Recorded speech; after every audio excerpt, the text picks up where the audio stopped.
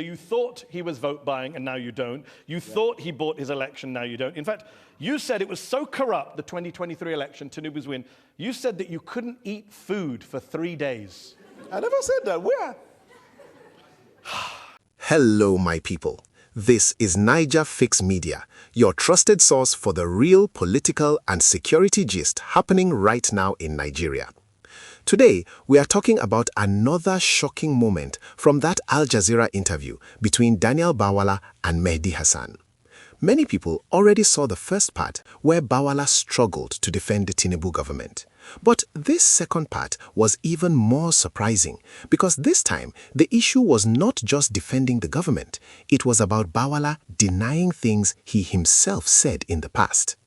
My people, this is where the interview started becoming very uncomfortable. Because every time Hasan reminded him of something he said during the 2023 elections, Bwala's response was almost always the same. I never said that. And that was when the interviewer did something very simple but very powerful.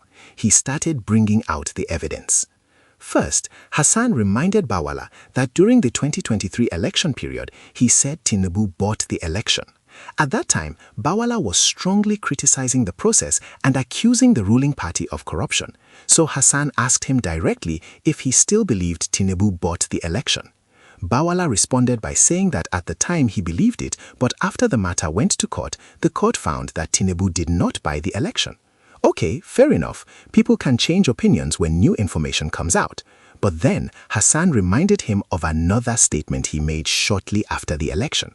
At that time, Bwala said the election was so corrupt that he became sick and could not even eat food for 3 days. 3 days. My people, imagine saying something like that on national television. But when Hasan mentioned this during the interview, Bwala immediately said he never said that. At that moment, the interviewer calmly mentioned the date and the station where the statement was made. So you thought he was vote buying and now you don't. You thought he bought his election, now you don't. In fact, you said it was so corrupt, the 2023 election, Tinubu's win, you said that you couldn't eat food for 3 days. I never said that. Where? Here is the evidence. And legitimate complaints were raised all over Nigeria. That part is what threw me off balance. In fact, I became so sick. For the past 3 days, I found it very hard eating food. My people, I know you must have been shaking your heads at this time, because the same person who said those words was now sitting on international television saying he never said it. But the interview did not stop there. Then Hasan moved to another claim Bwala made during the election period. This one was about the famous bullion vans that were seen entering Tinubu's residence before the election. At the time, many politicians in the opposition suggested the vans contained money meant for vote buying. Bwala was one of the people who raised that allegation. But during this interview, when Hasan asked him about the bullion vans, Bwala suddenly said he did not know whether there was money inside. Hasan then reminded him that in 2023, he himself suggested there was money involved. Bwala responded by saying, "How could I have known?" At that point, Hasan said something that made the whole moment even more awkward. He told Bwala that it was a tragedy that he seemed to remember Bwala's own words better than Bwala himself. My people, imagine someone reminding you of your own statements like that on international television. In 2019, 2 armored money trucks, bullion vans, were seen going into his house, coming out of his house. Where did that money go? No. Point. Did you see the money? Or those who reported, did they see money inside the bullion van? Was there no money in the bullion vans? How am I to know? You said it was money in the vans at the time. I never 2023, February. You how could I have known there was money It's a tragedy that I know your words better than you do. There is only one person in Nigeria who is alleged to have moved money through bullion vans, and that person is the presidential candidate. You said that on February 17th on Channels Television 2023.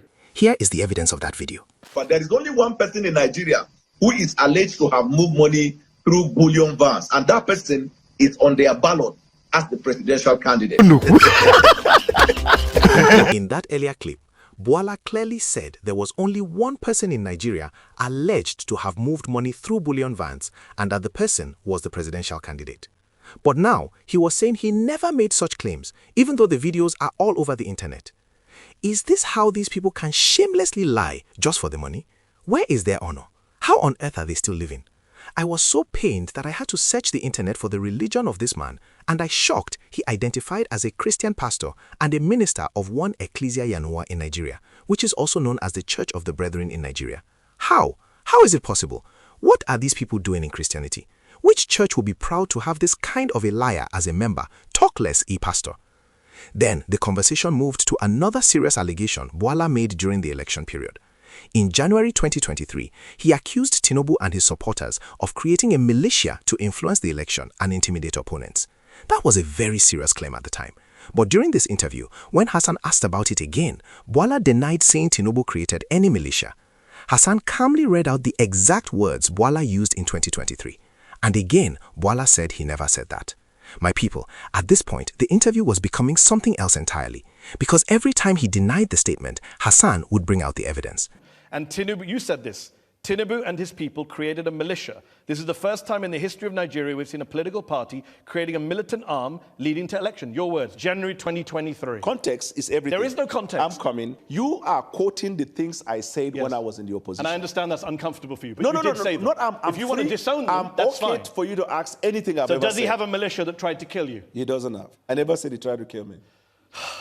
Here is the evidence. The candidate of All Progressives Congress, Asiwaju Bola Ahmed Tinubu, and his people created a militia. This is the first time in the history of Nigeria we're seeing a political party creating a militant arm leading to election. In that clip, Bwala clearly said Tinubu and his people created a militant arm leading to the election, and that he himself had received threats. But during the interview, he again denied making those statements. At this point, even the interviewer seemed surprised, because only a few days earlier, Bwala had posted a video online showing himself and his team researching and preparing for the interview. So Hasan asked him a final question. He said that Bwala claimed to have prepared seriously for the interview, yet many times during the program, he kept saying he was not aware of basic issues or even statements he himself made. Then Hasan asked him directly what exactly he was researching in that preparation video.